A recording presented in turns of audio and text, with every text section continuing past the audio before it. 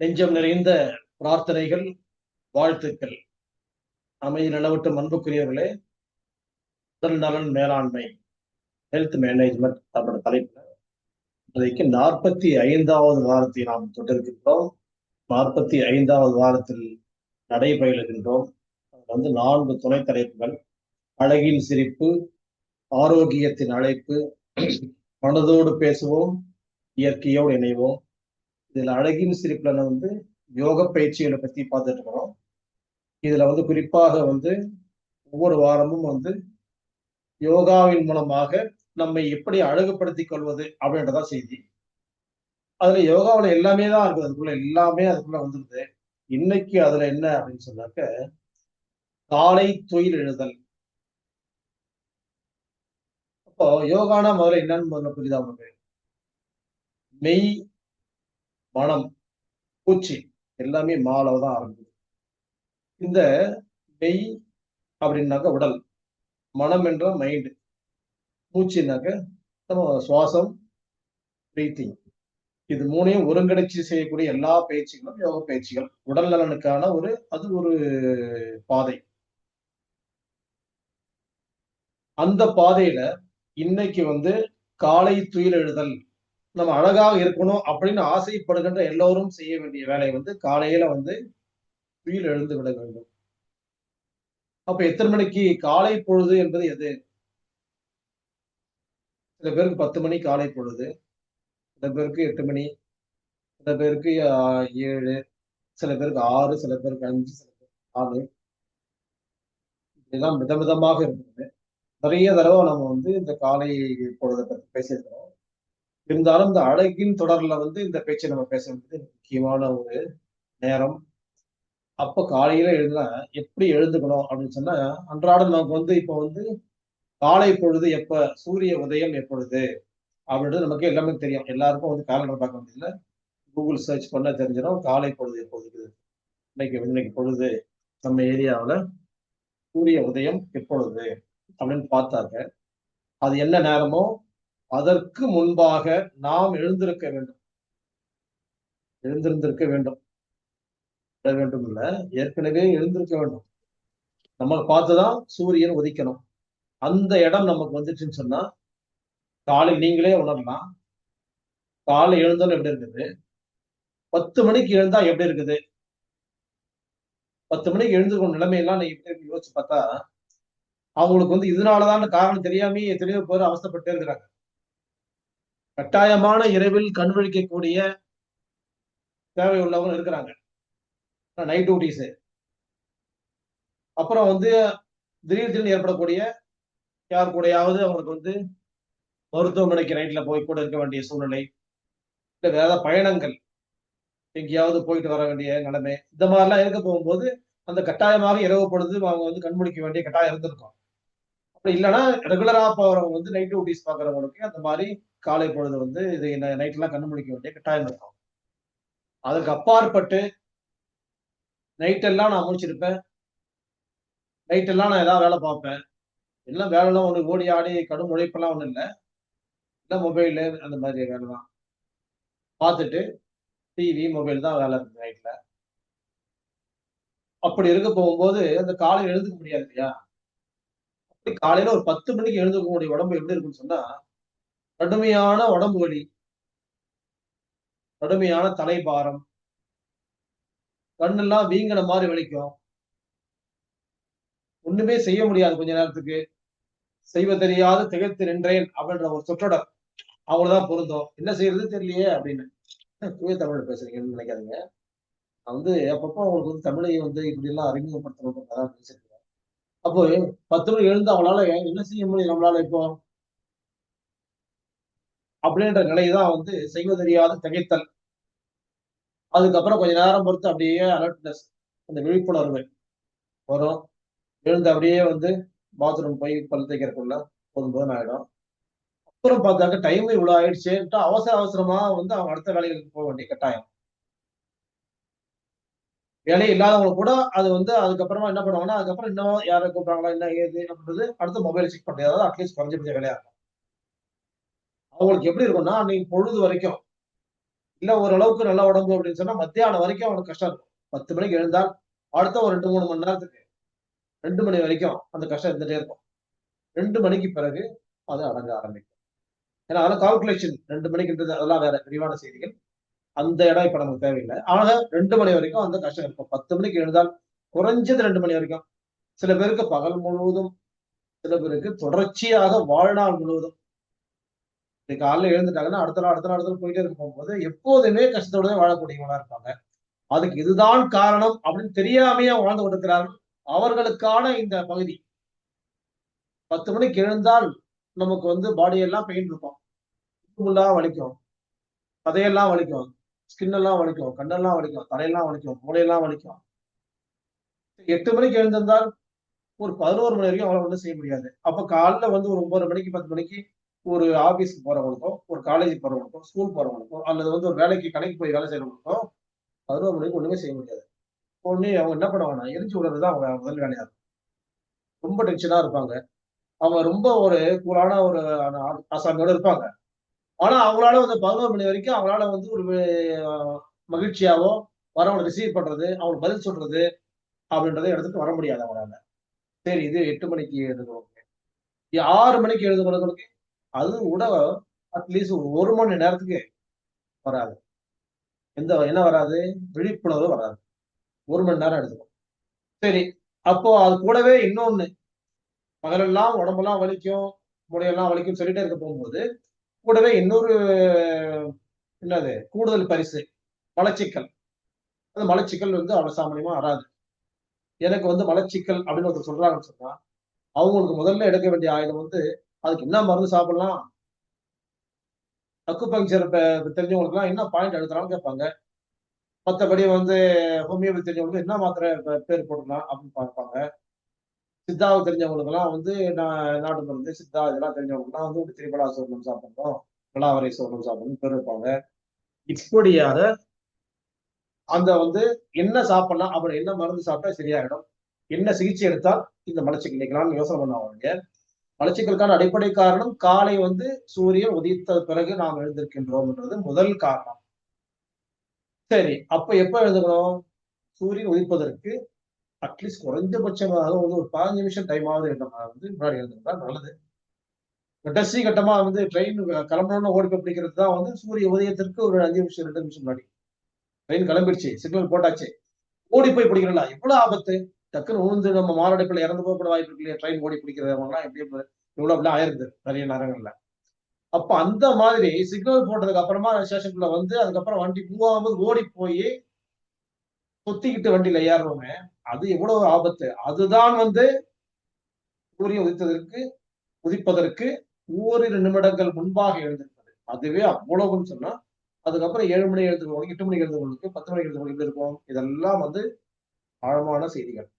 இந்த ஆழமான செய்திகள்ல நாம தெரிந்துக்க கொள்ள வேண்டியது என்ன அப்படின்னா, இப்ப நமக்கு ஆழமான செய்தி, ஆரோக்கியமான செய்தி, வாழ்நாள் நீட்டிப்பதற்கான செய்தி அதெல்லாம் ஒண்ணும் கிடையாது. அழகுதான் இப்ப நமக்கு முக்கியம். எப்படிப்பட்டவர்களுக்கும் நம்ம அழகாக இருக்க வேண்டும் என்பதுல என் மாற்று கருத்து என்பது இல்லவே இல்லை இந்த மனித குலத்திற்கு. எல்லா உயிரினங்களுக்கும் இருக்கலாம். நமக்கு எல்லாத்தையும் நம்ம பேச தெரியாது இல்லையா? நமக்கு பேச்சு தெரியாது, மொழி தெரியாது. மனிதர்களோடு மனிதர்கள் பேசக்கூடிய மொழிகளே நமக்கு இன்னும் சரியா தெரியாம இருக்கிறோம். தெரிந்த மொழிகள்ல தெரிந்தவங்கள்ட்ட அல்லது வேற முக முக அசைவுகள்ல, பாவனைகள்ல அந்த மாதிரி வேற பாடி லாங்குவேஜ் மூலமாக நம்ம தெரிந்து கொண்டிருக்கும் போது, நாம் தெரிந்து கொண்ட விஷயம் என்னன்னாக்கா இதுதான். சரி. அப்போ அவங்களுக்கு அழகாக இருக்க வேண்டும் என்ற எண்ணம் இருக்கணும்னு சொன்னால், நாம் என்ன பண்ணணும்? அதாவது காலையில சூரியன் உதிச்சதுக்கு அப்புறமா எழுந்தோம்னு சொன்னா, நம்ம உடம்பு மூஞ்சி எல்லாம் வீங்கி போன மாதிரி இருக்கும். உடம்பே இப்படிதான் இருக்கும் தெரியாது. முகம் தான் தெரியும் நமக்கு. முகம் மூஞ்சி அப்படியே வீங்கி போன மாதிரி இருக்கும். ஏன் முகம்னு சொல்லிட்டு எடுத்துட்டு மூஞ்சின்னு சொன்னோம்னா, முகம் மூஞ்சியா மாறி போகுது இடத்துல. மூஞ்சி அப்படியே புதுசு வீங்கி இருக்கும். கண்ணெல்லாம் அப்படியே மூட முடியாமலும், திறக்க முடியாமையும், திறந்திருக்குதா மூடி இருக்கான்னு நமக்கே தெரியாத ஒரு நிலைமையில் இருக்கும். அப்படியே தலையெல்லாம் பாரமா இருக்க போகும்போது, நமக்கு எப்படியோ இருக்கும். இன்னதுதான் சொல்ல முடியாம, நமக்கு எப்படியோ இருக்கணும். அப்படிப்பட்ட ஒரு சூழ்நிலையை நம்ம இருக்கும்போது, நம்ம விகாரமான தோற்றத்தை உடையவர்களாக நம்ம ஆகியிருப்போம் அந்த நேரத்துல. அது எப்போதுமே நம்மளுடைய இருக்கும். அப்ப அந்த சூரிய உதயத்திற்கு முன்பாக நாம் எழுந்து விட்டோம் என்றால், கொஞ்ச நேரத்திலேயே நமக்கு சூரியன் உதிப்பதற்கு முன்ன நம்ம எழுந்துட்டோம்னு சொன்னா, அது எல்லா எனர்ஜியும் நமக்குள்ள சேரும். இந்த பிரபஞ்சத்தினுடைய எல்லா ஆற்றல்களும் நம்ம உடம்புக்குள்ள வந்து குவிக்கப்படும். இந்த சூரிய ஏன்னா உடம்பே வெப்பமயமானது. அப்ப அந்த எழுதுக்க போகும்போது அந்த வெப்பம் நமக்குள்ள வந்து ஊடுருவி பாயும் போது எல்லா எனர்ஜியும் கலெக்ட் பண்ணக்கூடிய வாய்ப்பு அது கிடைக்கும். உடம்புக்கு கிடைக்குது, மூளைக்கு கிடைக்குது, கண்ணு கிடைக்குது, காது கிடைக்குது. எல்லா மயிர்கால்கள்லயும் உள்ள வந்து அந்த புது ரத்தம் பாயிற மாதிரி அந்த புது காற்று, இளந்தென்றல் காற்று காலையில நமக்குள்ள பட போகும்போது, நமக்குள்ள வந்து எல்லா உறுப்புகளுக்குமான ஆற்றல் அதிகரிக்கிறது. எல்லா உறுப்புகளுக்குமான செயல்திறன் கூடுகிறது. அதுக்கு ரத்த ஓட்டம் கூடுதலாக பெறப்படுகின்றது. அதே மாரி அந்த ஆக்ஸிஜனும் ஜாஸ்தியா வருது நமக்கு. இப்படி வரப்போகும்போது, நாம என்ன ஒரு உற்சாகம் நமக்குள்ள வரும். நம்ம வந்து இப்போ ஆரோக்கியமா இருக்கிறோமா நல்லா போகணும். உற்சாகம் வருதா இல்லையான்னு பாருங்க. 5 மணிக்கு 4 மணிக்கு எழுந்தாலும் ரொம்ப உற்சாகம். அது வந்து சீக்கிரமா படுக்கணும். அதுக்கான ஏற்பாடு முன்னேறுது. நானும் விட்டுறலாம். 5 மணியும் விட்டுறலாம். 5:30 மணியும் விட்டுறலாம். இன்னைக்கு சூரிய உதயம் 6 மணி அப்படின்னு சொன்னா 5:55, 57, 5, 6 இதுதான் இப்போ அரௌண்ட் 6. அரௌண்ட் 6 இப்ப இருந்துட்டு இருக்குது. இன்னும் போக போக 6:10 இப்பெல்லாம் கூட வரும். இந்த அடுத்தது 6:15, 6:25 வரப்போகுது. அப்போ நமக்கு எவ்வளவு ஈஸி. இன்னும் கூட லேட்டா எழுதுன வாய்ப்பு. இப்ப நம்ம ஒரு 5:50க்கு 5:45க்கு எழுந்தா 15 நிமிடங்கள் முன்பாக எழுந்தாலே போதும். நமக்கு வந்து அவ்வளவு உற்சாகம் இருக்கும். சுறுசுறுப்பு இருக்கும். சுறுசுறுப்புன்ற வார்த்தைக்கு நம்ம இழந்துட்டே இருக்கிறோம். அந்த இழக்காம இருக்கணும்னு சொன்னால் இந்த நேரத்தை நான் பயன்படுத்தணும். இதுல விளக்குலாம் இருக்குது. நைட் டியூட்டி பார்த்தவங்களுக்கு, நைட்ல ஒருத்தருக்கு போய் ஹாஸ்பிட்டல் ஹெல்ப் பண்ணவங்களுக்கு, நைட் படுக்க முடியாம போனவங்களுக்குலாம் விளக்கிட்டு பார்த்தோம்னு சொன்னா, இயல்பாக சாதாரண நிலையில இருக்கக்கூடியவர்களுக்கு இந்த அதிகாலை பொழுது எழுந்துட்டு திரும்ப படுக்காமல் இருப்பார்கள் என்றால், மூளை நல்லா ஃப்ரெஷ்ஷா இருக்கும். முகம் ஃப்ரெஷ்ஷா இருக்கும். அந்த ஃப்ரெஷ்னஸ் தானே நம்ம எதிர்பார்க்கிறோம்.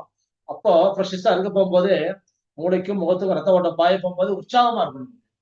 இந்த பறவைலாம் பறந்துட்டு போய் எப்படி ஜாலியா பறந்துட்டு போதோ, அந்த மாரி வந்து காலையில வந்து இந்த மாடுகள்லாம், ஆடுகள்லாம் எப்படி உற்சாகமா அப்படி எப்படி ஓடுதோ, அதே மாரி காடுகள்ல உள்ள விலங்கினங்கள்லாம் எப்படி ஓடுதோ, அப்படி ஒரு உற்சாகம் நமக்குள்ள ஓடிட்டு இருக்கு.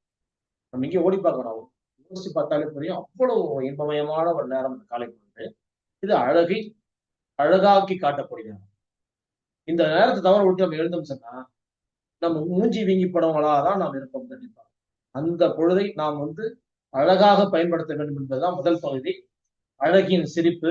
இந்த அழகின் சிரிப்புக்கு அதிகாலை பொழுதின் வந்து அந்த விழிப்பு நிச்சயமாக பயன்படும். இதுல மாற்று கருத்து ஒண்ணும் இருக்க வாய்ப்பே கிடையாது.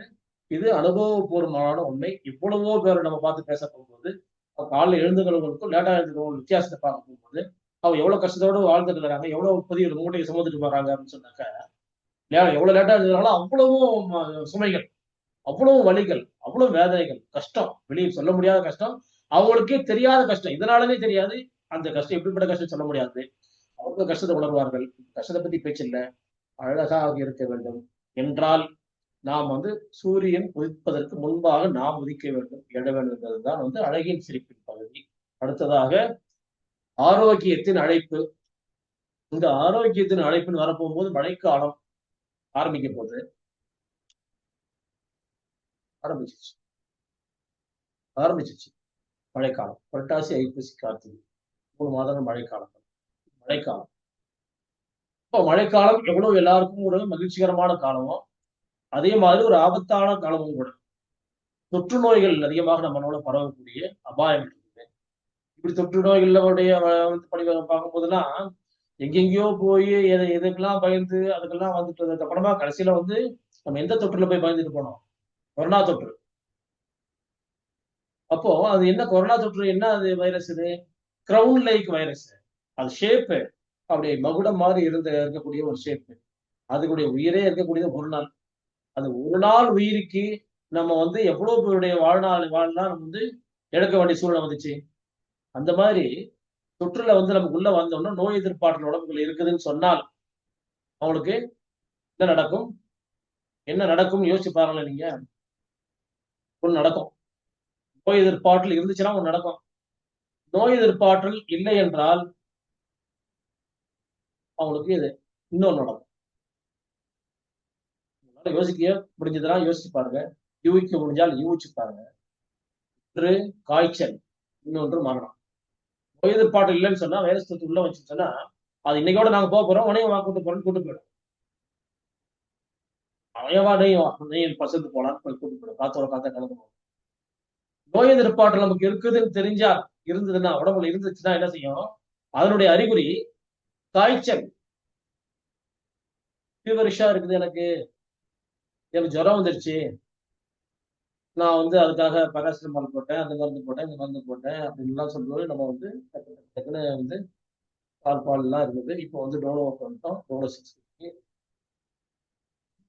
65ம் ஃபேமஸ் ஆயிடுச்சு, 650யும் ஃபேமஸ் ஆயிடுச்சு. இது மாதிரி நம்ம அந்த அவசரத்துக்கு நாங்க செஞ்சுக்கிட்டோம். ஏன் அவசரம்? இது அவசரமான நிலை கிடையாது. உடம்புக்குள்ள ஒரு காய்ச்சல் வருதுன்னு சொன்னா அது நோய் எதிர்ப்பாற்றலுடைய அறிகுறி. உடம்புக்கு எதிர்ப்பாற்றல் இருக்கிறதுனாலதான் உங்களுக்கு காய்ச்சல் வருது. ஏன் வந்துச்சுன்னு யோசிக்கணும். அதை எப்படி இப்ப மென்மையாக வெளியேற்றணும்னு சொல்லி யோசிக்கணும். அப்படி ஒரு யோசனை உங்களுக்குள்ள வந்தால் மட்டும்தான் ஜெயிக்க முடியும். ஒரு கொரோனாவால இறந்து போனவங்களாம் கொரோனாவால இறந்து போனவங்க கிடையாது. நோய் எதிர்ப்பு இப்ப காய்ச்சல் என்ன பண்ணுவாங்க? பொதுவா மருந்து கொடுப்பாங்க. மருந்து கொடுத்தோன்னா நோய் எதிர்ப்பாற்றல் காய்ச்சல் போயிடும். நோய் எதிர்ப்பாற்றலோட இருந்து காய்ச்சல் போனால், நோய் எதிர்ப்பாற்றல் இருந்து காய்ச்சல் போனால் அது ஆரோக்கியம். காய்ச்சலோட சேர்ந்து நோய் எதிர்ப்பாற்றல் வெளியே போயிடுச்சுன்னு சொன்னாக்க லைஃபே முடிஞ்சிருச்சு, டெத்து. யோசிச்சா உங்களுக்கு புரியும் ஏன் அந்த டெத்து ஏன் நடந்துச்சு. நாமெல்லாம் அந்த மாதிரி எல்லாரும் பிறந்தவர்கள் இறந்து ஆகணுன்றது விதின்றாங்க. நம்ம டப்பு டப்புலாம் போயிட முடியாது. நாம நோய்க்கான சிகிச்சை எடுப்பதற்கு நமக்கு முழுமையான அறிவாற்றல் தரப்பட்டிருக்கின்றது.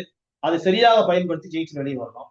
அந்த மாதிரி ஒரு பகுதியில இன்றைக்கு நாம ஒரு அற்புதமான ஒரு மருந்தை நம்ம செலக்ட் பண்ண போறோம். மருந்தினுடைய அதிகாரி, ஆட்சியாளர் டாக்டர் சாமுவேல் ஹானிமன் அவர்கள், ஜெர்மனியினுடைய டாக்டர்.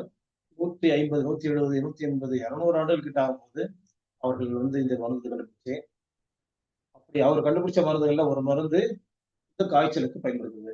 காய்ச்சலுக்கு நிறைய மருந்துகள் அவர் சொல்லியிருக்காங்க அந்த மருத்துவத்துல. இருந்தாலும் ஒரு மருந்து நம்ம இன்னைக்கு அறிமுகமாகும். இந்த மாதிரி காய்ச்சல் என்ன மாதிரி அறிகுறிகள் இருந்தால் இந்த மருந்து பயன்படும் அப்படின்னு சொன்னாங்க. நாம இப்ப கொஞ்ச நேரத்துக்கு முன்ன பேசணுமே, அழகா இருக்கணும், டேட்டா இருந்தா உடம்பெல்லாம் வலிக்கும். அப்ப உடம்பெல்லாம் வலிக்கும். காய்ச்சல் இருக்கும்போது உடம்பெல்லாம் வலிக்கிறது சகஜமான விஷயம், எல்லாரும் தெரிஞ்சது. அப்ப அந்த மாதிரி உடம்பெல்லாம் வலிக்கும். எப்படி?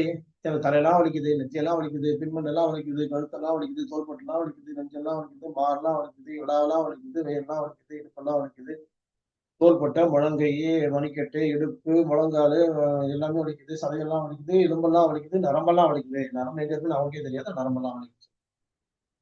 நரம்பு தனியா பிரிச்சு பார்க்க முடியாது. அப்படி வலிகள் சொல்லுவாங்க.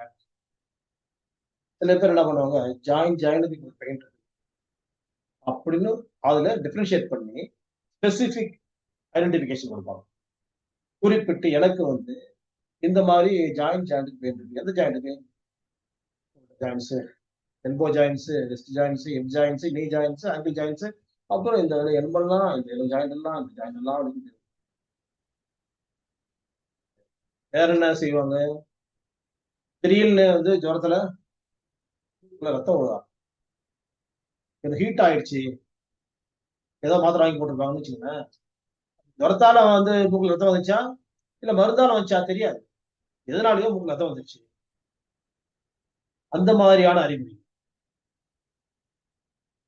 ஹீட் ஆயிடும், தண்ணி தாகம் இருக்கும். ரொம்ப தாகமா இருக்குது, தண்ணி குடிக்கணும் போது தோணுது, தண்ணி குடிப்பாங்க. கொஞ்ச நேரம் விட்டுருவாங்க, திரும்பவும் தாகம் எடுக்கும், தண்ணி குடிப்பாங்க. எவ்வளவு தண்ணி குடிச்சா அடங்க மாட்டேங்குது. தண்ணி ஓவரா குடிக்கிறதுனால ஒரு வேளை உள்ள போய் தண்ணி எல்லாம் சேர்ந்து போய் ஜுரம் வர வச்சிருச்சோ அப்படின்ற இடத்துக்கும் சிந்திப்பாங்க. அப்படிப்பட்ட சிந்தனையும் அவங்களுக்குள்ள வரும். அப்போ அவங்களுக்கு என்ன ஆகும்? ஆட்டோமேட்டிக்கா ஜுரம் வந்தாலே சாதாரண பசியின்மைதான் வந்துடும். ஏன்னா பசி இருக்காது. ரெண்டாவது அதுக்கு மேல லோடு தள்ளி முயற்சி பண்ணி ஏதாவது சாப்பிட்டாங்கன்னு சொன்னா அது இன்டைஜஷன், செரிமான குறைவாக மாறிவிடும். அப்புறம் அதையும் தாண்டி போகும்போது எங்க போகும்? எப்போ வழக்கமாக நம்ம பேசக்கூடிய மலச்சிக்கல், சிவியர் கான்ஸ்டிபேஷன். எனக்கு 2 3 நாளா வரவே மாட்டேங்குது, மோஷனே வரல. மோஷனே வரலன்னா நீங்க என்ன செஞ்சீங்கன்னு கேட்டாங்க, நான் சாப்பிடாம இருக்கிறதால தான் மோஷன் வரல, சாப்பிட்டேன். இதுல ஒரு 10ல 6 பேர் சொல்றீங்க. சாப்பிட்டா வந்துடும், அதனாலதான் நான் சாப்பிட்டு சாப்பிட்டு பாக்குறேன். அப்ப இவங்க மோஷன் வராம சாப்பிட்டா வந்துரும்ன்ற உணர்வுல சாப்பிட முடியாம இருக்கிறவங்க கூட மேலும் மேலும் சாப்பாடை திணிச்சு அதுவும் உள்ள போய் டைஜஸ்ட் ஆகாம நீங்க கேட்கும் போது இன்னும் கஷ்டங்கள் கூடிடும். சில பேருக்கு சிக்கல் கூட வந்துடும், ஹீட் ஆகி. இந்த மாதிரி நேரத்துல அவங்களுக்கு ஒன்றும் புரியாது. டாக்டருடைய உதவி கண்டிப்பாக தேவைப்படுகிறது பல நேரங்கள்ல. இருந்தாலும் குலதெய்வ மருந்துகளாக தான் நீங்க நம்ம இங்க பேசிட்டு இருக்கிறோம் ஹோமியோபதிக் மெடிசன். அதுல ஒரு மருந்து, இந்த மருந்து பிரையோனியா, BRYONIA. சிம்பிளா யோசிக்கலாம். ஜுரம் அடிக்கிறது, தாகமா இருக்குது, எனக்கு மலச்சிக்கலா இருக்குது, ஜாயின் ஜாயின் பெயின் இருக்குது, மூச்சு வாங்குது, பேசினாலும் மூச்சு வாங்குது, உட்கார்ந்தாலும் மூச்சு வாங்குது, சாப்பிட்டாலும் மூச்சு வாங்குது, நடந்த கொஞ்சம் குழந்தா ஜாயின் ஜாயின்லாம் பெயினா இருக்குது, கழுத்தெல்லாம் வலிக்குது, தலையெல்லாம் வலிக்குது, வாந்தி வர மாதிரி இருக்குது, இப்போ மட்டும் விக்கல் வர மாதிரி இருக்குது, மயக்கமா இருக்குது எனக்கு, இருமலும் சேர்ந்துச்சுங்க. என்னால பேசவும் முடியல, மூச்சு விடவும் முடியல, இருமலும் சேர்ந்துச்சு. ஏதாவது பண்ணுங்க, டாக்டர்கிட்ட போலியா? டாக்டர்கிட்ட என்னால உடனே போக முடியலங்க, கொஞ்சம் ஏதாவது யாராவது ஹெல்ப் பண்ணணும், இல்ல கொஞ்சம் சரியானதுக்கு அப்புறம் டாக்டரை பார்த்து கேட்டுக்கிறேன், ஒரு அவசரத்துக்கு ஏதாவது செய்யுமா? அந்த மாதிரி அவசர நேரத்துக்கு நீங்கள் பயன்படுத்திக் கொள்ளுங்கள் பிரையோனியா, BRYONIA பிரையோனியா.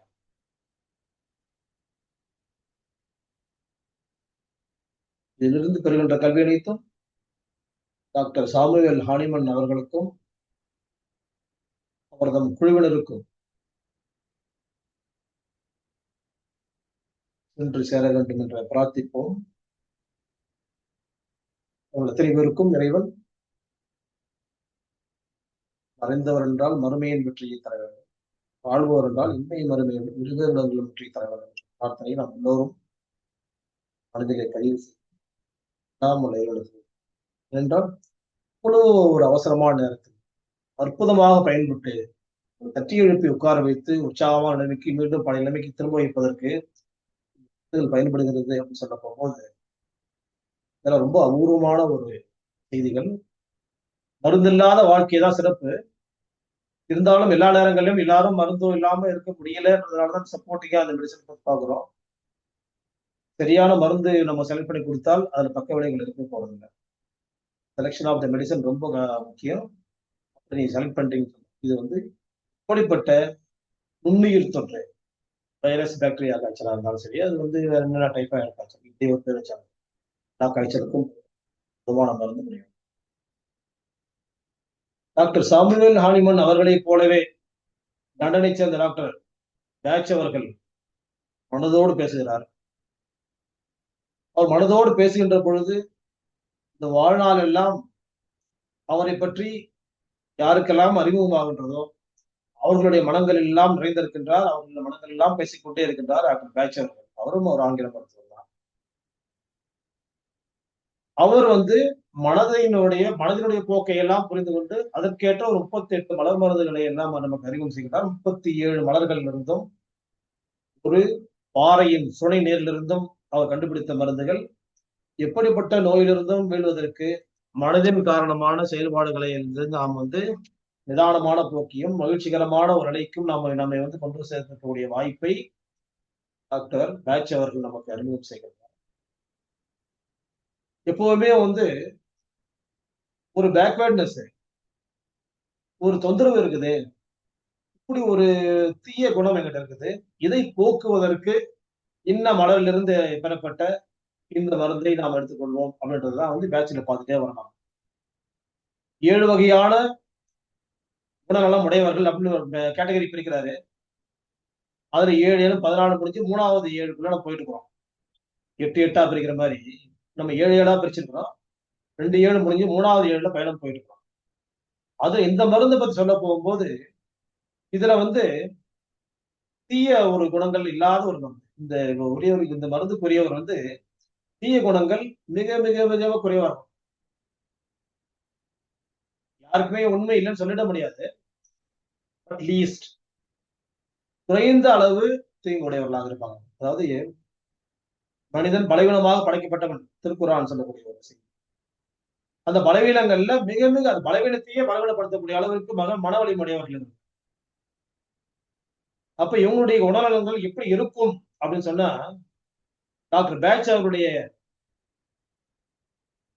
அவர் சொன்ன வார்த்தையில அப்படியே டிரான்ஸ்லேஷன், நலம் பெறவும் வாழ்க்கையின் அன்றாட நடவடிக்கைகளில் உழன்றும் நம்ம நல்லா என்னன்னு நினைக்க முடியாது. அப்போ வாழ்க்கையின் அன்றாட நடவடிக்கைகள் உடல் அன்ற டே டு டே ஆக்டிவிட்டிஸ்ல fully involved into the day to day activities. அது ஒண்ணு. போராடி கொண்டிருப்பவர்கள் அவர்களுடைய நிலை நம்பிக்கையற்றதாக இருக்கும். இவரால் முடியவே முடியாது. யாரை பார்த்தாலும் சொல்லுவாங்க இவரால் தான் முடியவே முடியாது.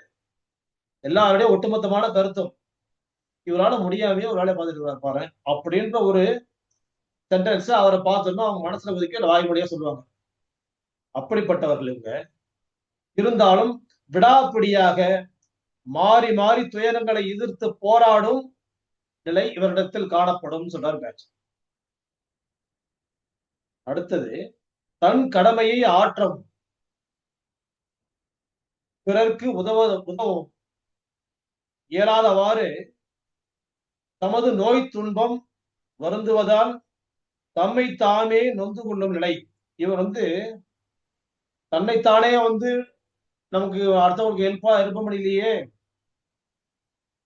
நம்ம அப்பா அம்மாவுக்கு நம்ம ஹெல்ப் பண்ண முடியல, நம்முடைய மனைவிக்கு நம்மளால உதவி செய்ய முடியல, நம்முடைய குழந்தைகளுக்கு நம்மளால உதவி செய்ய முடியல, நம்முடைய சகோதர சகோதரிகளுக்கு நம்மளால உதவி செய்ய முடியல, நம்ம இப்படி யாருக்கும் ஹெல்ப் பண்ண முடியாம ஆயிட்டுமே அப்படின்னு வருந்தக்கூடிய மனநிலை உடையவர்கள்.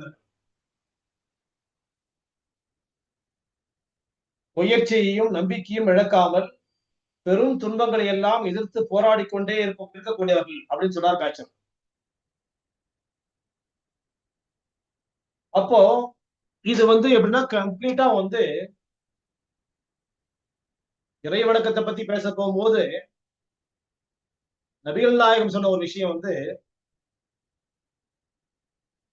ஒருவன் இறை வணக்கத்திற்கு நேரம் ஒதுக்காமல் செயல்பட்டுக் கொண்டிருந்தாலும் கூட அவன் தன் குடும்பத்திற்கு தேவையானவற்றை தேடுவதில் அவன் வாழ்நாளெல்லாம் செலவழித்திருந்தால் அவன் இந்த இறைவணக்கத்தில் ஈடுபடவில்லை என்ற குற்றத்திற்கு அவன் ஆளாவதற்கான வாய்ப்புகள் இல்லாமல் இருக்கக்கூடியவன். அப்போ ஒருவனுடைய உழைப்பு தன் குடும்பத்திற்கான உழைப்பு, யாருக்கும் கூட ஒண்ணு செய்ய வேண்டியதில்லை, தன் குடும்பத்தாருக்கான உழைப்பில் ஒரு முழுமையாக ஈடுபாடு காட்டி அதிலேயே இருக்கக்கூடிய ஒருத்தருக்கு இறைவனுக்கம் கூட அப்படி அவன் இறைவன் அதை பொருட்படுத்துறது இல்லை. என்னை ஏன் வணங்கலன்ற கேள்வி அவன் கேட்க மாட்டான்றத சூசகமாக அவங்க அறிமுகப்படுத்துறாங்க. அப்படின்னு சொன்னால் தன்னுடைய குடும்பத்தாருக்கான உழைப்பு எப்படிப்பட்ட உழைப்பது, அப்படிப்பட்ட மனநிலை உடையவர்கள். எப்படி இந்த பேட்ச் புரிஞ்சாரு, இந்த மலரை எப்படி நுகர்ந்து பார்த்தா, தனக்குள்ள ஒவ்வொரு கேரக்டரையும் கொண்டு வந்து ஒரு கதை எழுதுறவங்க கதாசிரியர் எப்படி மனநிலை எப்படி இருக்குமோ, ஒரு வரலாற்று ஆசிரியர் எப்படி எழுதுவாங்களோ, ஒரு கற்பனைக்கும் மிஞ்சிய ஒரு நிஜத்தை பார்த்த கதையெல்லாம் கற்பனையா எழுதுறது, காவியங்கள்லாம் கற்பனையா எழுதுறது, கவிதையெல்லாம் கற்பனையா எழுதுறது. ஆனா அதுக்கெல்லாம் தாண்டி நிஜத்தை பார்த்தவர், ஒன்றை பார்க்கின்ற பொழுது அதில் நிஜத்தை பார்த்தவர் பேச்சவர். ஒரு மலரை பார்க்கிறார், நம்மளும் எல்லாரும் தான் மலரை பார்க்கிறோம், பூவை பார்க்கிறோம், பூ கலரா இருக்குது, ஷேப் டிசைன் அழகா இருக்குது, ஸ்மெல்லா இருக்குது, வரும்போதே வாசமா இருக்குது, இந்த பூவை தொடுத்தா நல்லா இருக்கும், இந்த பூ தனியா வச்சா நல்லா இருக்கும், இந்த பூ இங்க வச்சா நல்லா இருக்கும், இந்த பூ அங்க வச்சா நல்லா இருக்கும், இந்த பூ இங்க வச்சா நல்லா இருக்கும், எல்லாரும் தெரியும். இவர் அப்படி பார்க்கலையே, மனதுக்குள் பூவை வைத்து பார்த்தார், பூவுக்குள் மனதை வைத்து பார்த்தார் பேச்சவர். அது பார்க்க போகும்போது ஒரு மனிதனுடைய ஆரோக்கியத்தை நடைபெறுவதற்கு, அவனுடைய வாழ்க்கையை நிம்மதியாக கொண்டு போய் செல்வதற்கு இந்த மலர் எப்படி பயன்படுகிறது அப்படி யோசிச்சார் பேச்சவர். அப்படி யோசிக்கும் போது அவருக்குள்ள இவ்வளவு கடுமையான உழைப்பு போகும்போது இவனுக்கு என்ன ஆகும், எப்பவுமே ஒரு வேலை ஒரு மிஷின் வேலை செய்யுதுன்னு சொன்னா என்ன ஆகும், டெப்ரிசியேஷன், தேய்மானம் அடையும். அப்போ இவனை கடுமையா உழைக்க போகும்போது என்ன ஆகும், இவனுக்கு தேய்மானம் அடையும். வாழ்நாள் தேய்மானம், ஆரோக்கியம் தேய்மானம், பொருளாதார தேய்மானம், எல்லா டெப்ரிசியேஷனையும் பார்ப்பான். அப்போ எல்லாமே தேய்மானம். ஒரு வண்டி வச்சு வாங்கணும்னு சொன்னா வண்டி அடுத்த வருஷம் விலை கம்மியாயிட்டு 10 வருஷம் 5% ஆர்டர் போட்டுவாங்க. ஒரு பில்டிங் கட்டினா தேய்மானம் போக போக பழசாயிட்ட போக பில்டிங்கோட வேல்யூ குறைஞ்சிடும். அதே மாதிரி இந்த உடம்புன்றது தேய தேய்மானம் ஆகிட்டு தான் போகும், பலவீனம் பண்ணி தான் போகும். இவர்கள் கூடுதலான பலவீனங்களை அடையக்கூடியவர்கள் அப்படின்னு எப்படி யோசிச்சாருன்னு தெரியல. இதை கொடுத்தால் இந்த எந்த உழைப்பின் காரணமாக இவர் பலவீனப்பட்டிருக்கின்றாரோ அந்த பலவீனங்களை போக்குவதற்கு இந்த மருந்து பயன்படுகிறது. இன்னும் அவர்கள் உற்சாகமான மனநிலை உடையவர்களாகவும் தெளிவாக இதையெல்லாம் செய்ய வேண்டும், இதெல்லாம் செய்ய வேண்டாம் என்று பிரித்து பார்த்து செயல்படுவதற்குரிய வாய்ப்பை இவர்களுக்கு இந்த மருந்து ஏற்படுத்துகிறதுன்னு சொன்னாரு டாக்டர் பேச்சர். அப்ப இதை கொடுக்கும்போது என்ன ஆகுது, அவன் வந்து தீவிரமா உழைச்சிட்டே இருக்கிறான். அதுலயும் பயங்கரமா முடியாம வேலை செய்யறான். இவன் முடியாதவன். முடிஞ்சு வேலை செய்யறவங்க வேற, முடியாத நிலையிலேயே வேலை செய்யக்கூடியவங்க. அப்படி வேலை செய்யறாங்க. இவனுக்கு வந்து இதை கொடுக்க போகும்போது என்ன பண்ணுவான்னு சொன்னா, முதல்ல அவனுக்கு ஆரோக்கியம் வந்து ஸ்டேபிள் ஆகும். இன்னும் பலவீனம் அடையாமல் தடுப்பதற்கு இந்த மலர் பயன்படுகிறது. இரண்டாவதாக இவன் வந்து இவ்வளவு வேலைகளை பார்த்துட்டு இருக்கிறத வந்து ஃபில்டர் பண்ணுவான். மைண்ட் என்ன பண்ணுனா, மனசு இதெல்லாம் வந்து ரொம்ப ரொம்ப அத்தியாவசியமானது, இது அத்தியாவசியமானது, இது அத்தியாவசியம் குறைவானது, இது தேவையற்றது ஃபில்டர் பண்ணியிருப்பான். இந்த மாதிரி ஃபைல்லாம் பிரிக்க போகும்போது தேவையற்றதை ஒதுக்கிடுவான். அப்போ வந்து குறைவான வந்து பயனடைக்கக்கூடியதையும் விட்டுருவான். அத்தியாவசியமானது மிக மிக அத்தியாவசியமானதை எடுத்துட்டு மிக மிக அத்தியாவசியமானதுக்கு அதிகமான கவனமும், அத்தியாவசியமானதுக்கு அளவான கவனமும் வைத்து அந்த பாதையெல்லாம் இவன் ஸ்டெப் வைப்பான். அப்ப இவனுக்கு அது பயன்படும், இவன் குடும்பத்தாருக்கு பயன்படும், இவனை நம்பி இருக்கக்கூடிய குடும்பத்தார்களுக்கு இவனுடைய ஆரோக்கியம் எவ்வளவு முக்கியம் எதிர்பார்த்துட்டு இருக்க போகும்போது கிடைக்காம எல்லாருடைய மனமும் வந்து அங்க இயங்கிட்டு இருக்க போகும்போது அந்த எல்லாருடைய இயக்கங்களையும் போக்குவதற்கு இந்த மலர் பயன்படுகிறது. இந்த மனிதருக்கு தருகின்ற பொழுது அந்த குடும்பத்தாருக்கும் சேர்த்து மகிழ்ச்சியை தரக்கூடிய மருந்து அது அமைகிறது சொல்றாங்க. அப்படிப்பட்ட மருந்து ஓக் ஓக் ட்ரீ நம்ம கேள்விப்பட்டோம் இல்லையா? அந்த ஓக் ட்ரீனுடைய பூக்கள் தான் இவ்வளவு அற்புதமான. ஓக் ட்ரீ ரொம்ப வந்து ஸ்ட்ராங். நம்ம நாட்டுல எப்படி ஆலமரத்திற்கு வேப்ப மரத்திற்கெல்லாம் எவ்வளவு இம்பார்ட்டன்ஸ் கொடுக்கணுமோ அதே மாதிரி வந்து அயல் நாடுகள்ல வந்து ஓக் ட்ரீக்கு வந்து ரொம்ப ரொம்ப வந்து முக்கியத்துவம். அது மாதிரி நம்ம ஒவ்வொரு நாடுகள்லயும் ஒவ்வொரு ஸ்பெஷாலிட்டி இருக்கக்கூடிய ஒவ்வொரு மலர் இருக்குது, மரம் இருக்குது, செடி இருக்குது, கொடி இருக்குது, பூ இருக்குது, காய் இருக்குது, தானியங்கள் இருக்குது, அது மாதிரி இருக்குது. இந்த ஓக் ட்ரீல வரக்கூடிய இந்த மலர்ல இருந்து எடுக்கக்கூடிய இந்த மருந்து இப்படி பயனளிக்கிறதுன்னு சொல்றாரு டாக்டர் இப்படிப்பட்ட இந்த மலரை நாம் பயன்படுத்துகின்ற பொழுது யாருக்கு பயன்படுத்தணும்னு நமக்கு தெரியும் இல்லையா? யாரெல்லாம் வந்து ரொம்ப ஸ்ட்ரெயின் பண்ணிட்டு இருக்காங்க, ஸ்ட்ரெயின் அப்படின்ற வார்த்தை தான் இங்க. இது வந்து ஸ்ட்ரெயின் வந்து பெயின்ஃபுல் ஸ்ட்ரெயின், ரொம்ப கஷ்டப்பட்டு முயற்சி எடுத்துட்டு இருப்பாங்க. அவங்க வந்து முதல்ல இந்த கொடுக்க போகும்போது அந்த கஷ்டங்கள் அவங்க மறந்துடும். Physical strength as well as mental strength. அப்போ உடல் வந்து ஆரோக்கியம், மன ஆரோக்கியம் ரெண்டுமே அது கிடைக்குது. அதற்கு அடுத்த கட்டமாக வந்து அவங்களுக்குள்ள ஒரு ஃபில்டர் பண்ணணும்.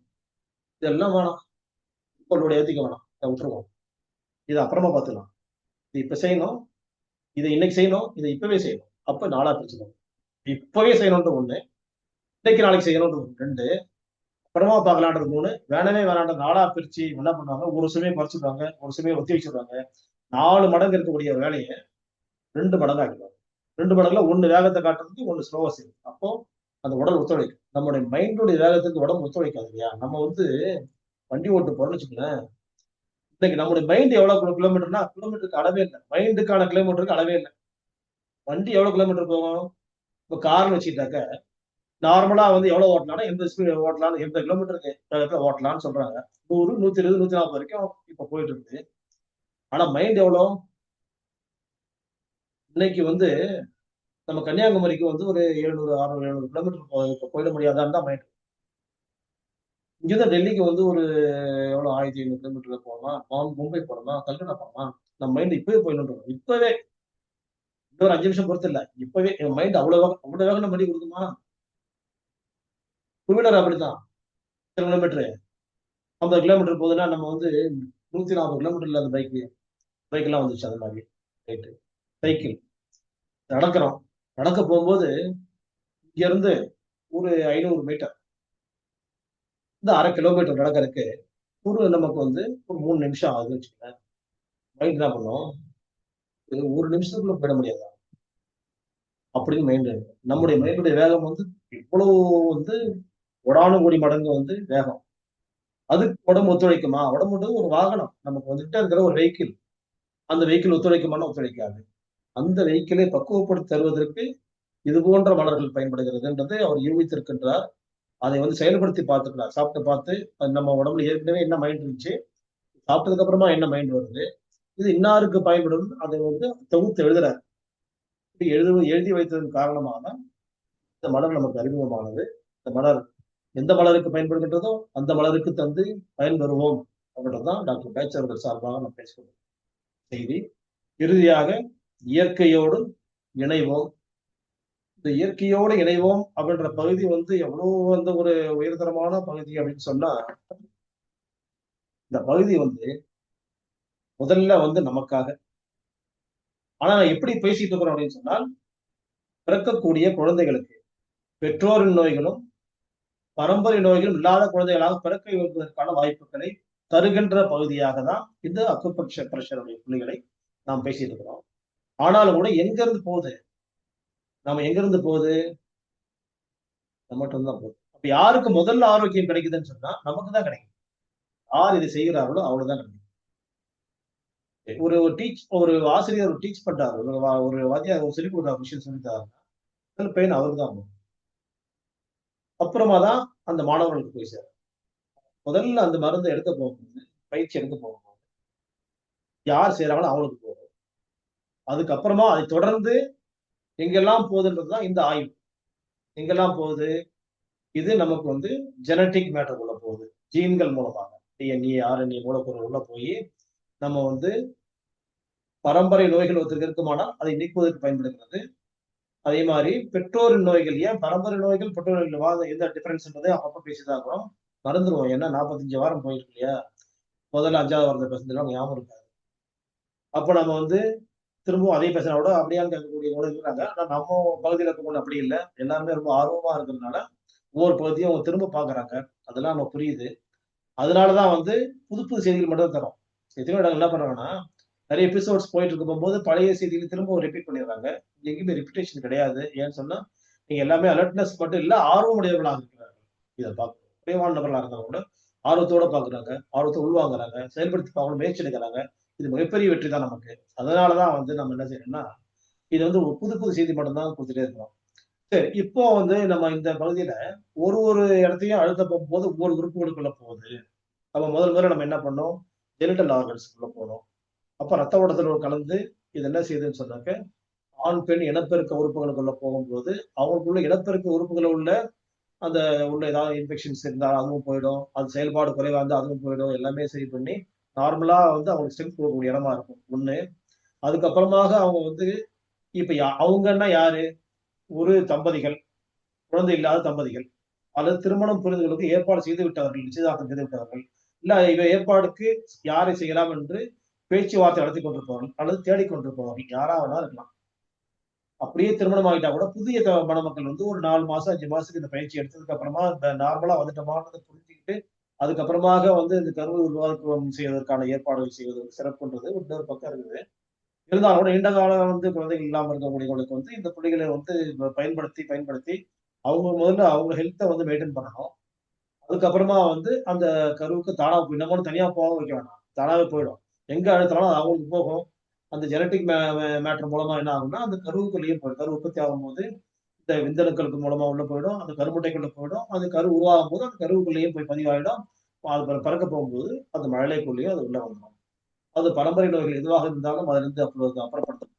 அதே மாதிரி வந்து பெற்றோரின் நோய்கள் சொன்னா, அந்த பேரண்ட்ஸ் கன்சீவ் ஆனதுக்கு அப்புறமா வந்து அவங்களுடைய செயல்பாடுகள், உணவு முறை பழக்கவழக்கங்கள், அப்புறம் தூக்கம், அதுக்கப்புறம் லைஃப் ஸ்டைல், அதுக்கப்புறம் வந்து மருந்து மாத்திரை எடுக்கிறது, அதுக்கப்புறம் வந்து டெலிவரி டைம்ல இருக்கக்கூடிய காம்ப்ளிகேஷன்ஸ், இதனால எல்லாம் ஒரு சில குறைபாடு இருக்கு இல்லையா? அதனாலதான் வந்து பரம்பரை நோய்கள், பெற்றோரின் நோய்கள் 2ஆ பிரிச்சு பிரிச்சு பேசிருக்கலாம். எல்லாம் ஒண்ணுதான் நம்ம ஒரு இடங்கள் எடுத்தாலும் கூட, இது வேற, அது வேறன்னு கொஞ்சம் ஒரு மாறுதல் இருக்குது.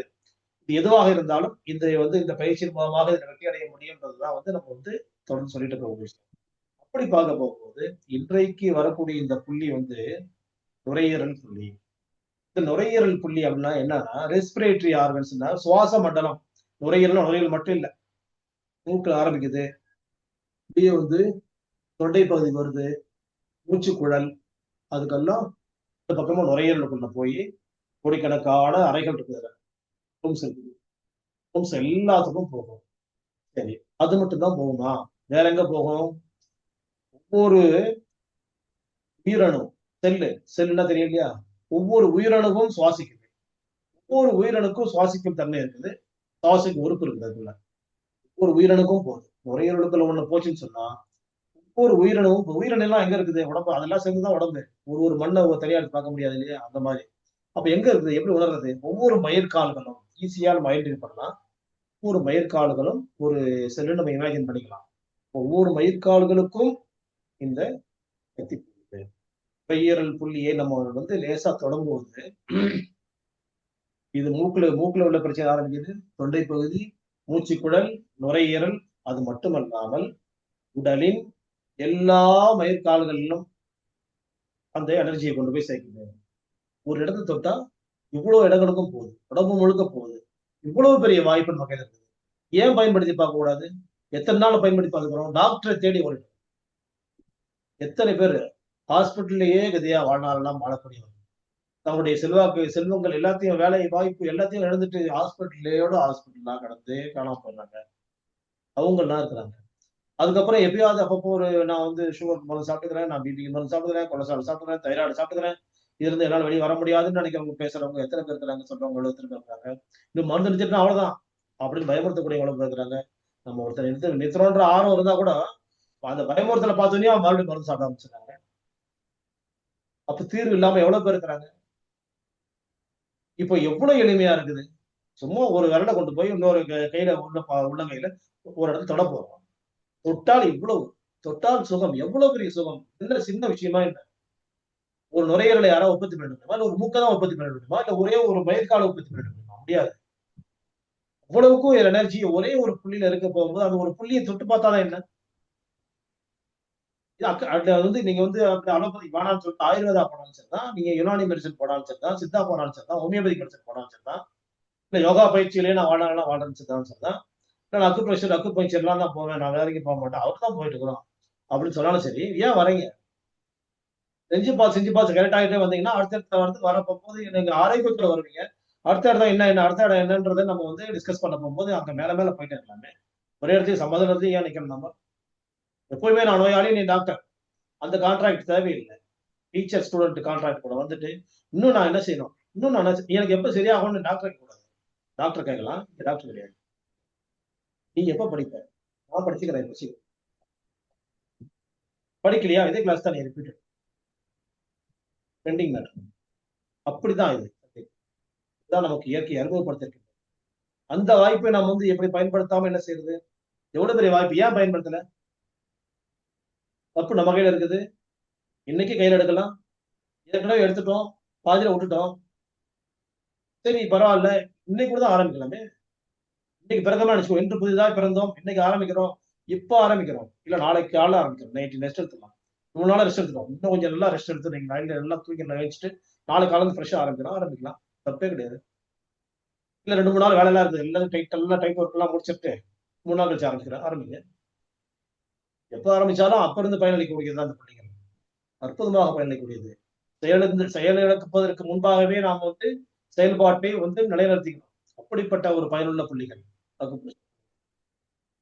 ஏன் அக்குபங்க்சர் பார்த்தோன்னா, அக்குபங்க்சர் நீட்லிங், அக்குப்ரெஷர் டச், அப்படிதான் 2 ஒண்ணுதான். ஊசி எடுத்தா குத்தனா அக்குபங்க்சர், கையில விரல தொட்டோம்னா அக்குப்ரெஷர்.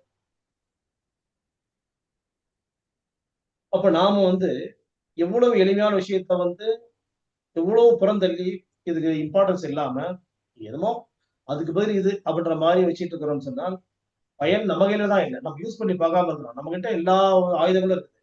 ஆயுத கிடங்கு, மூளை ஒரு ஆயுத கிடங்கு, உடம்பு ஒரு ஆயுத கிடங்கு, அறிவாற்றல் ஒரு ஆயுத கிடங்கு. இவ்வளவு வச்சுக்கிட்டு ஒரு ஆயுதத்தை கூட எடுக்காம வச்சிருந்தா என்ன ஆகும்? இந்த ஆயுதங்கள் எல்லாம் துருப்பிடிச்சு போயிடும். என்கிட்ட எப்படிப்பட்ட கத்தி இருக்கு தெரியுமா? 5000 வருஷம் முன்ன அவ்வளவு கத்தி அங்க இருக்குது, இருக்கட்டும். நீ என்ன பண்ண? அதை எதுவும் பண்ணல. அதை தொட்டு நம்ம ஏதாவது தூக்க கூட முடியாது, அவ்வளவு வெயிட் இருக்கும். என்ன ஊத்தி நம்ம ஏதாவது பராமரிச்சிருக்கோம், துருப்பிடிக்கும். துருப்பிடிக்காம இருக்கணும்னா அது பயன்பாட்டில் இருக்கணும். பயன்பாட்டில் இல்லாத எந்த ஒரு பொருளும் யாருக்கும் பயன்படாது. சிறியவர்களுடைய வீடுகள்ல கோடான கோடி லட்சக்கணக்கான படங்கள்லாம் கட்டுக்கட்டா தூக்கி வெளியே போடலாம் இருக்குது. செல்லரிச்சு போய் அவனுக்காக பார்க்காம இருந்தெல்லாம் இருக்குது. அப்பப்ப யாரெல்லாம் யூஸ் பண்றாங்களோ அதுதான் பயனளிக்கக்கூடிய பணம் அப்படின்றது மாதிரி தான். அப்பப்ப யாரெல்லாம் யூஸ் பண்ணி பார்க்கணும் அவங்களுக்கு தான் உடம்பு ஆரோக்கியம் பயன்படும். அப்படிப்பட்ட புள்ளி நுரையீரல் புள்ளி. 2 விரல், இந்த 2 விரலையும் 2ஆ பிரிச்சிருக்கோம். இந்த 2 விரல் இந்த 2 விரல் பிரிச்சிருக்கோம். சென்டர் பாயிண்ட்ல இந்த வெப் ஜவ்வுல இருந்து இந்த உள்ள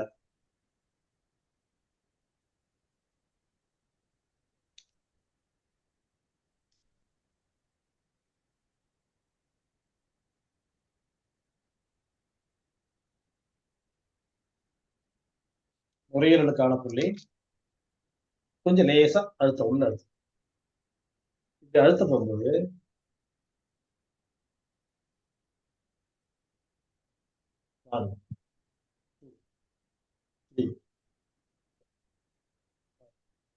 குறைஞ்சபட்சம் 30 டச் பண்ணும். ஹாஃப் அ மினிட், அரை நிமிடம். உங்களுக்கு ஏற்கனவே ஒத்துழைப்பு தந்து கொண்டு உயிர் பெறுகின்ற வரையிலும் உங்களோடு ஓடி ஓடி உழைக்கக்கூடிய அந்த ஆற்றல் மிக்க நுரையீரலுக்கு இன்னும் ஆற்றலை தருவதற்கு, அதை ரிப்பேர் பண்ணிக்கிறதுக்கு, ஓய்வு கொடுக்கறதுக்கு, ரிஜெனரேட் பண்ணிக்கிறதுக்கு, உங்களுக்கு வந்து ரெஸ்ட் எடுத்துக்கிறதுக்கு நீங்க வந்து இந்த புள்ளிகளை அழுத்தம் தருவதன் மூலமாக அதுக்கு ஹெல்ப் பண்ணுங்க. உங்களுக்கு அது எப்படி அதை ஹெல்ப் பண்ணுதோ அது மாதிரி ஹெல்ப் பண்ண போகும்போது சுவாச கோளாறுல இருந்து நாம் விடுபடுவதோடு பிறக்கக்கூடிய குழந்தைகள், பெற்றோரின் நோய்களும் பரம்பரை நோய் இல்லாத குழந்தைகளாக பிறக்க போகும்போது அவைகள் ஆற்றல் மிக்க நுரையீரல்களை பெற்ற குழந்தைகளாக. லங் டெபிஷியன்சி எப்படி வெளியே வரும்? பிறந்தன குழந்தை அழாது,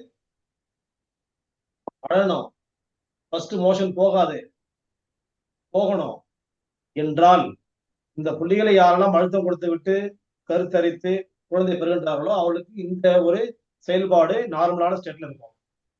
அப்படின்னு சொன்னா எத்தனை குழந்தைகளுக்கு அழலன்னு சொல்லிட்டு இன்குபேட்டர்ல வைக்கிறது, அப்படி தட்டு பாக்குறது, அழுத்தி பாக்குறது, அதுக்கப்புறம் வந்து ஐசியூலயே வச்சிருப்பாங்க ஒரு வாரம் 10 நாளைக்கு. அப்ப எவ்வளவு பெரியது. அதுக்கப்புறம் வந்து வாழ்நாள்லாம் ஆக்சிஜன் சிலிண்டர் வரைக்கும் போறவங்களா இருக்கிறாங்க எவ்வளவு. இன்னும் சிலிண்டரோட இருக்கவங்களா இருக்காங்க இல்லையா, பக்கத்துலயே ஆக்சிஜன் சிலிண்டர் வச்சுக்கிட்டு வாழக்கூடியவங்களா இருக்கிறாங்க. இந்த புள்ளிகளை அழுத்தினால் அதுக்கான வாய்ப்புகள் வந்து நமக்கு இல்லாமையே ஆயிடும். வாங்க வேண்டிய வேலை, எப்பவுமே ரெஸ்பிரேட்டரிக்கு ட்ரீட்மெண்ட் எடுக்க வேண்டிய வேலை. அந்த குழந்தை எப்படி வளரும்? ஆற்றல் மிக்க நுரையீரலை வாழ்நாளெல்லாம் பயன்படுத்தி எந்த விதமான சுவாச கோளாறுகளும் இல்லாத குழந்தைகளாக இந்த உலகத்தில் வாழக்கூடிய வாய்ப்பை தரக்கூடிய அற்புதமான புள்ளி இந்த புள்ளி நமக்கு அக்குபஞ்சர் அறிமுகமாகிறது. இந்த வாய்ப்பை நீங்கள் பயன்படுத்தி வெற்றி பெற வேண்டும், உங்கள் சந்ததிகள் எல்லாம் வெற்றி பெற வேண்டும் என்ற வாழ்த்துக்களை முன்வைத்து பெறுகின்ற கல்வி அனைத்தும் ஆசிரியர் பெருமக்களுக்கானது. அவர்களுக்கான பிரார்த்தனையோடு நிறைவு செய்கின்றேன். நன்றி அன்புக்குரியவர்.